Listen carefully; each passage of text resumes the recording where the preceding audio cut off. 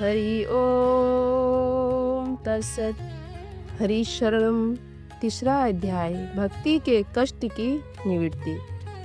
नारद जी कहते हैं, अब मैं भक्ति, ज्ञान और वैराग्य को स्थापित करने के लिए प्रयत्न पूर्वक श्री सुखदेव जी के कहे हुए भागवत शास्त्र की कथा द्वारा उज्जवल ज्ञान यज्ञ करूंगा। यह यज्ञ मुझे कहाँ करना चाहिए? आप इसके लिए कोई स्थान बता दीजिए। आप लोग वेद के पारगामी हैं, इसलिए मुझे इस सुख शास्त्र की महिमा सुनाइए। यह भी बताइए कि श्रीमद् भागवत की कथा कितने दिनों में सुनानी चाहिए और उसके सुनने की विधि क्या है। सनकादि बोले, नारद जी, आप बड़े विनीत और विवेकी हैं। सुनिए, हम आपको ये सब बातें बताते हैं। हरिद्वार के पास आनंद नामक एक घाट है। वहाँ अनेकों ऋषि रहते हैं तथा देवता और सिद्ध लोग भी उसका सेवन करते हैं। भांति भांति के वृक्ष और लताओं के कारण वहाँ बड़ा संघन और वहाँ बड़ी कोमल नवीन बालू बिछी हुई है। वह घाट बड़ा ही सुरम्य और एकांत प्रदेश में है। वहाँ हर समय सुनहले कमलों की सुगंध आया करती है। उसके आस पास रहने वाले सिंह, हाथी आदि परस्पर विरोधी जीवों के चित्तों में भी वैर भाव नहीं है। वहाँ आप बिना किसी विशेष प्रयत्न के ही ज्ञान यज्ञ आरंभ कर दीजिए। उस स्थान पर कथा में अपूर्व रस का उदय होगा। भक्ति भी अपनी आँखों के ही सामने निर्बल और जराजीर्ण अवस्था में पड़े हुए ज्ञान और वैराग्य को साथ लेकर वहां आ जाएगी। क्योंकि जहाँ भी श्रीमद् भागवत की कथा होती है, वहाँ ये भक्ति आदि अपने आप पहुँच जाते हैं। वहाँ कानों में कथा के शब्द पढ़ने से ये तीनों तरुण हो जाएंगे। सूत जी कहते हैं, इस प्रकार कहकर नारद जी के साथ सनकादि भी श्री भागवत कथामृत का पान करने के लिए वहां से तुरंत गंगा तट पर चले आए।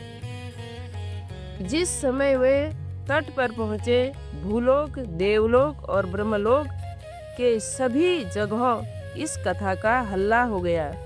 जो भगवत कथा के रसिक विष्णु भक्त थे, वे सभी श्री भागवत कथा अमृत का पान करने के लिए सबसे आगे दौड़ दौड़ कर आने लगे।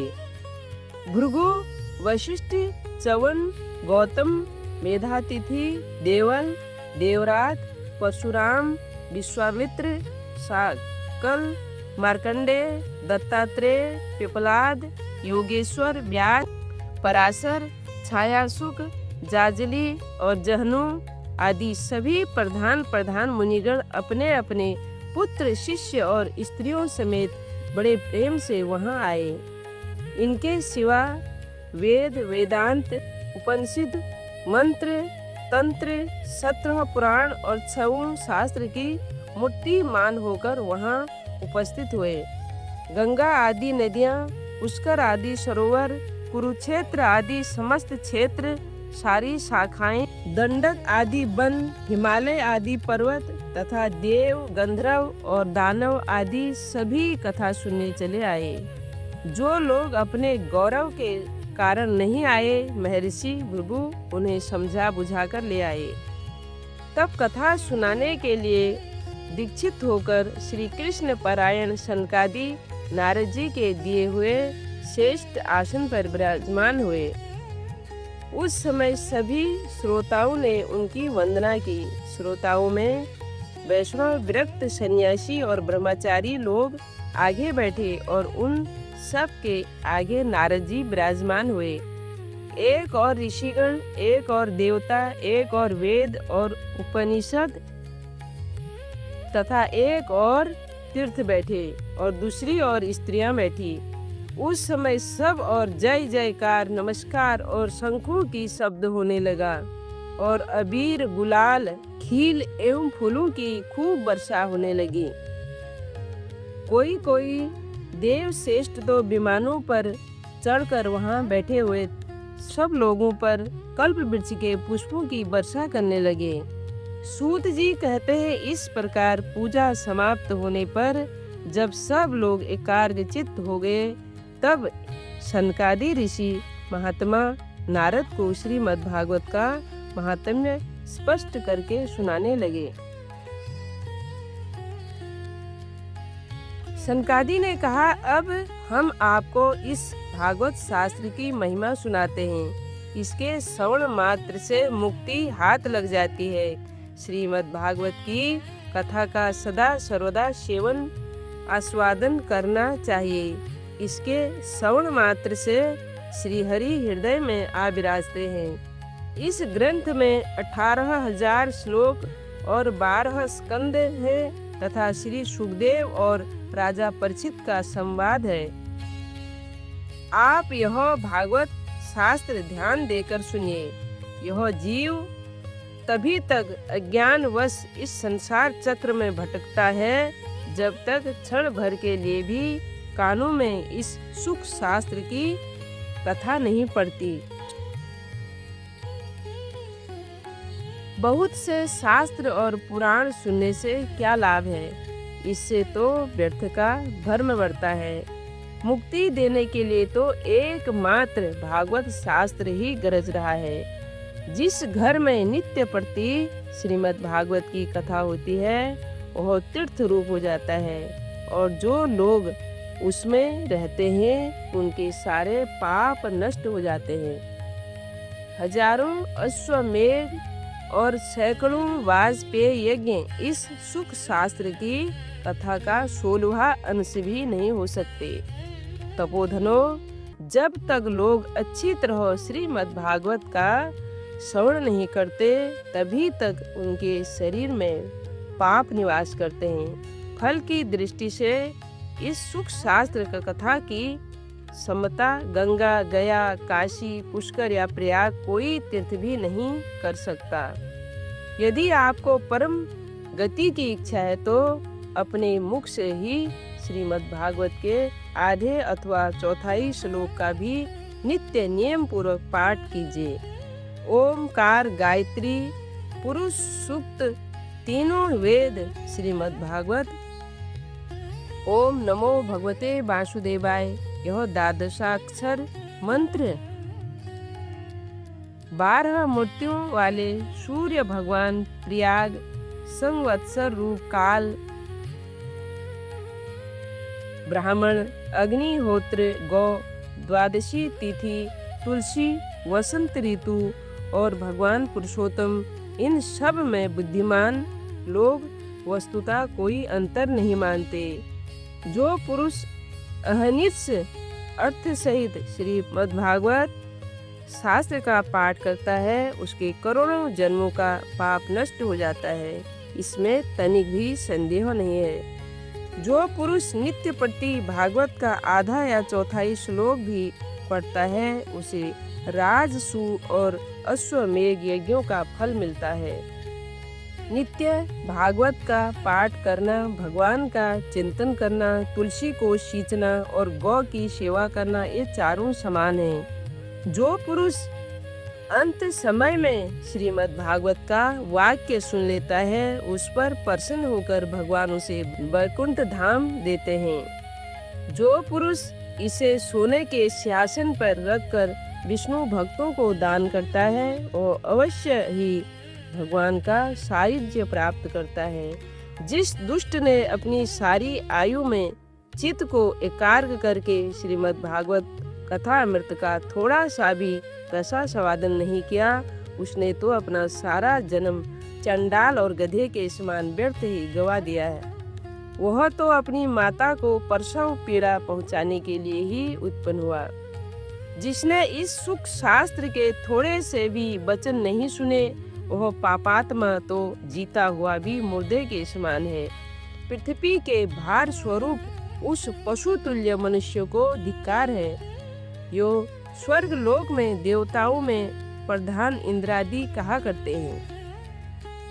संसार में श्रीमद् भागवत की कथा का मिलना अवश्य ही कठिन है। जब करोड़ों जन्मों का पुण्य होता है तभी इसकी प्राप्ति होती है।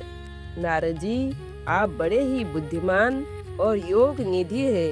आप प्रयत्न पूर्वक कथा का श्रवण कीजिए।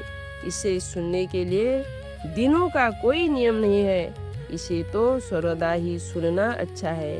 इसे सत्य भाषण और ब्रह्मचर्य पालन पूर्वक सर्वदा ही सुनना श्रेष्ठ माना गया है। किंतु कलयुग में ऐसा होना कठिन है, इसलिए इसकी सुखदेव जी ने जो विशेष विधि बताई है वो जान लेनी चाहिए। कलयुग में बहुत दिनों तक चित्त की वृत्तियों को बस में रखना, नियमों में बंधे रहना और किसी पुण्य कार्य के लिए दीक्षित रहना कठिन है। इसलिए सप्ताह श्रवण की विधि है। श्रद्धा पूर्वक कभी भी श्रवण करने से अथवा माघ मास में श्रवण करने से जो फल होता है वही फल श्री सुखदेव जी ने सप्ताह श्रवण में निर्धारित किया है। मन के असंयम, रोगों की बहुलता और आयु की अल्पता के कारण तथा कलयुग में अनेकों दोषों की संभावना से ही सप्ताह श्रवण का विधान किया गया है। जो फल तप, योग और समाधि से भी प्राप्त नहीं हो सकता वह सर्वांग रूप में सप्ताह श्रवण से सहज में ही मिल जाता है। सप्ताह श्रवण यज्ञ से बढ़कर है, व्रत से बढ़कर है, तप से कहीं बढ़कर है, तीर्थ सेवन से तो सदा ही बड़ा है, योग से बढ़कर है, यहाँ तक कि ध्यान और ज्ञान से भी बढ़कर है। अजी इसकी विशेषता का कहाँ तक वर्णन करें, यह तो सभी से बढ़ चढ़कर है। शौनक जी ने पूछा, सूत जी यह तो आपने बड़े आश्चर्य की बात कही। अवश्य ही यह भागवत पुराण योग वेता ब्रह्मा जी के भी आदि कारण श्री नारायण का निरूपण करता है, परंतु यह मोक्ष की प्राप्ति में ज्ञानादि सभी साधनों का तिरस्कार करके इस युग में उनसे भी कैसे बढ़ गया। सूत जी ने कहा, शौनक जी जब भगवान श्री कृष्ण इस धरा धाम को छोड़कर अपने नित्य धाम को जाने लगे तब उनके मुखारविंद से एकादश स्कंद का ज्ञानोपदेश सुनकर भी उद्धव जी ने पूछा। उद्धव जी बोले, गोविंद अब आप तो अपने भक्तों का कार्य करके परम धाम को पधारना चाहते हैं, किंतु मेरे मन में एक बड़ी चिंता है, उसे सुनकर आप मुझे शांत कीजिए। अब घोर कलिकाल आया ही समझिए, इसलिए संसार में फिर अनेकों दुष्ट प्रकट हो जाएंगे। उनके संघर्ष से जब अनेकों सत्पुरुष भी उग्र प्रकृति के हो जाएंगे तब उनके भार से दबकर यह गौ रूपिणी पृथ्वी किसकी शरण में जाएगी। कमल नयन, मुझे तो आपको छोड़कर इसकी रक्षा करने वाला कोई दूसरा नहीं दिखाई देता, इसलिए भक्तवत्सल आप साधुओं पर कृपा करके यहाँ से मत जाइए। भगवान आपने निराकार और चिन्ह मात्र होकर भी भक्तों के लिए ही तो यह सगुण रूप धारण किया है, फिर भला आपका वियोग होने पर वे भक्तजन पृथ्वी पर कैसे रह सकेंगे। निर्गुणोपासना में तो बड़ा कष्ट है, इसलिए कुछ और विचार कीजिए। प्रभास क्षेत्र में उद्धव जी के ये वचन सुनकर भगवान सोचने लगे कि भक्तों के अवलंब के लिए मुझे क्या व्यवस्था करनी चाहिए। शौनक जी, तब भगवान ने अपनी सारी शक्ति भागवत में रख दी। वे अंतर्ध्यान होकर इस भागवत समुद्र में प्रवेश कर गए। इसीलिए यह भगवान की साक्षात शब्दमयी मूर्ति है। इसके सेवन, श्रवण, पाठ अथवा दर्शन से ही मनुष्य के सारे पाप नष्ट हो जाते हैं। इसी से इसका सप्ताह श्रवण सबसे बढ़कर माना गया है और कलयुग में तो अन्य सब साधनों को छोड़कर यही प्रधान धर्म बताया गया है। कलिकाल में यही ऐसा धर्म है जो दुख, दरिद्रता, दुर्भाग्य और पापों की सफाई कर देता है तथा काम, क्रोध आदि शत्रुओं पर विजय दिलाता है। अन्यथा भगवान की इस माया से पीछा छुड़ाना देवताओं के लिए भी कठिन है। मनुष्य तो इसे छोड़ ही कैसे सकते हैं, अतः इससे छूटने के लिए ही सप्ताह श्रवण का विधान किया गया है। सूत जी कहते हैं, शौनक जी, जिस समय सनकादि मुनीश्वर इस प्रकार सप्ताह श्रवण की महिमा का बखान कर रहे थे, उस सभा में एक बड़ा आश्चर्य हुआ। उसे मैं तुम्हें बताता हूँ, सुनो।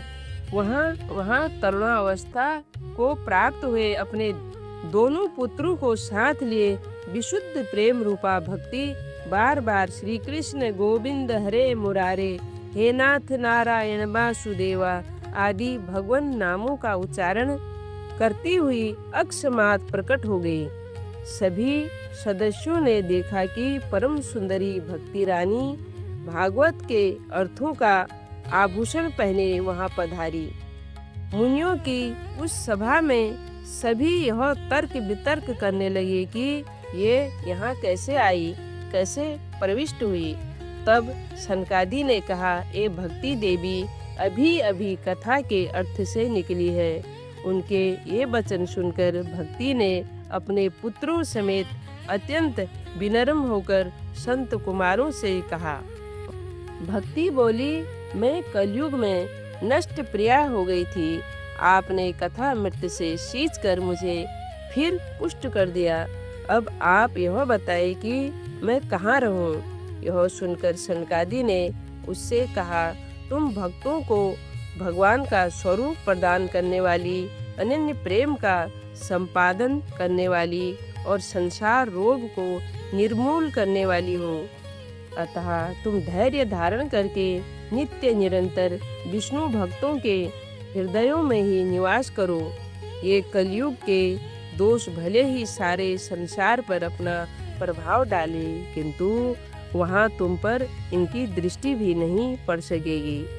इस प्रकार उनकी आज्ञा पाते ही भक्ति तुरंत भगवत भक्तों के हृदयों में जा विराजी।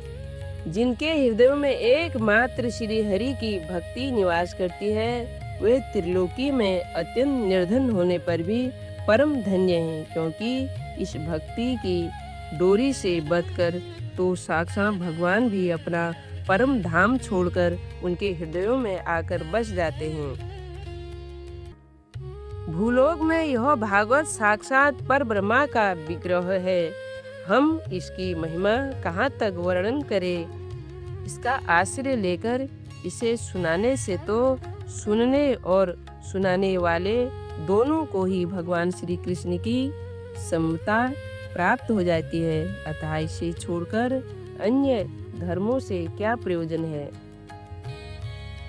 श्री कृष्ण गोविंद हरे मुरारे, हे नाथ नारायण वासुदेवा।